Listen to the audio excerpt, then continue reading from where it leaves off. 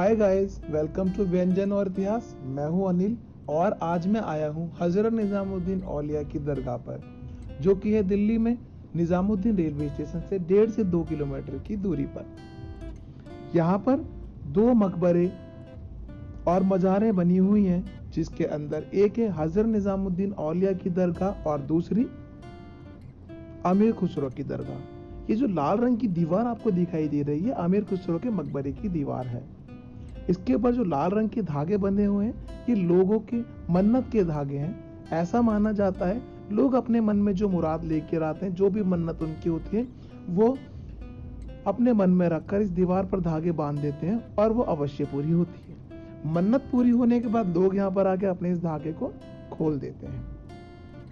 अमीर खुसरो हजरत निजामुद्दीन के सबसे प्रसिद्ध शिष्य थे, जिनका प्रथम उर्दू शायर तथा उत्तर भारत में प्रचलित शास्त्रीय संगीत की एक विद्या ख्याल के जनक के रूप में सम्मान किया जाता है। खुसरो का मकबरा लाल पत्थर से बना हुआ है। उनका मकबरा उनके गुरु के मकबरे हजरत निजामुद्दीन के मकबरे के बिल्कुल सामने ही स्थित है। हजरत निजामुद्दीन और अमीर खुसरो की बरसी पर दरगाह में तो सर्वाधिक महत्वपूर्ण मेले आयोजित किए जाते हैं। यह सूफी काल की एक पवित्र दरगाह है। अभी हम आमिर खुसरो की दरगाह के अंदर का प्रवेश द्वार देख रहे हैं, जिसके अंदर से आप दरगाह के अंदर प्रवेश करते हैं। इसके अंदर जाने के बाद आपको एक और द्वार मिलेगा, जिस द्वार से आगे महिलाओं का प्रवेश वर्जित है। अभी आप दर्शन कर रहे हैं दरगाह का, जो कि आमिर खुसरो की दरगाह है। लोग वहाँ चादर, फूल, अगरबत्ती, इत्र इत्यादि चढ़ाते हैं। तो मैं आपको जैसा कि बता रहा था, यह सूफी काल की एक पवित्र दरगाह है और हजरत निजामुद्दीन चिश्ती घराने के चौथे संत थे, जिन्होंने वैराग्य और सहनशीलता की मिसाल पेश की। ऐसा कहा जाता है कि सन 1303 में इनके कहने पर मुगल सेना ने अपना हमला भी रोक दिया था। इसी प्रकार ये सभी धर्मों के लोगों में लोकप्रिय बन गए। हजरत साहब ने 89 या 92 वर्ष की उम्र में प्राण त्यागे और उसी वर्ष उनके इस मकबरे का निर्माण आरंभ हुआ। जैसा कि आप देख रहे हैं, इस लाल दीवार के बिल्कुल पीछे जो सफेद गुम्मद आपको दिखाई दे रहा था, वो हजरत निजामुद्दीन के मकबरे का गुम्मद है।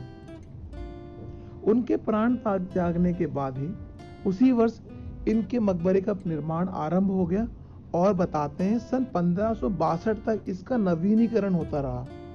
यह इस्लामिक वास्तुकला का एक अनूठा उदाहरण है। ये जो आंगन आपको दिखाई दे रहा है, यहाँ पर कव्वाली इत्यादि होते हैं। दरगाह में संगमरमर पत्थर से बना कक्ष है। यह इस्लामिक वास्तुकला का एक अनूठा उदाहरण है। दरगाह में प्रवेश करते समय सर ढका होना अनिवार्य है। धार्मिक गीत और संगीत इबादत की सूफी परंपरा का अटूट हिस्सा है। दरगाह में जाने के लिए शाम 5 से 7 बजे का समय सर्वश्रेष्ठ है। वीरवार को मुस्लिम अवकाशों और त्योहारों के दिनों यह भीड़ अधिक होती है। इन अवसरों पर कव्वाल अपने गायन से श्रद्धालुओं को मंत्र मुग्ध कर देते हैं। आपको बता दूं, हजरत निजामुद्दीन की दरगाह के निकट ही हुमायूं का मकबरा भी बना हुआ है। लोगों का ऐसा कहना है, हुमायूं का मकबरा यहाँ पर इस स्थान पर इसीलिए बनाया गया क्योंकि हजरत निजामुद्दीन की दरगाह इसके बेहद ही करीब है। अभी जो सामने आपको द्वार दिखाई दे रहा है, ये हजरत निजामुद्दीन का मकबरा का द्वार है और यहाँ पर भी लोगों ने अपनी मन्नत के धागे बांधे हुए हैं। ये जो लोहे का द्वार आपको दिखाई दे रहा है, इस लोहे के द्वार तक ही महिलाओं का प्रवेश है, इसके आगे उनका प्रवेश वर्जित है।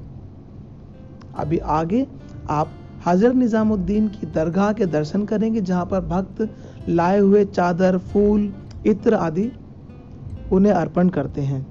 यह जो भी प्रसाद की सामग्री आप लेते हैं, यहाँ पर आपको 2 लेनी पड़ती है, क्योंकि एक आप अमीर खुसरो की दरगाह पर चढ़ाते हैं और दूसरी हजरत निजामुद्दीन की दरगाह पर चढ़ाते हैं। So guys, thanks for watching. If you like this video please like, share and subscribe. मिलते हैं अगली वीडियो में कुछ और व्यंजन और इतिहास की जानकारी के साथ।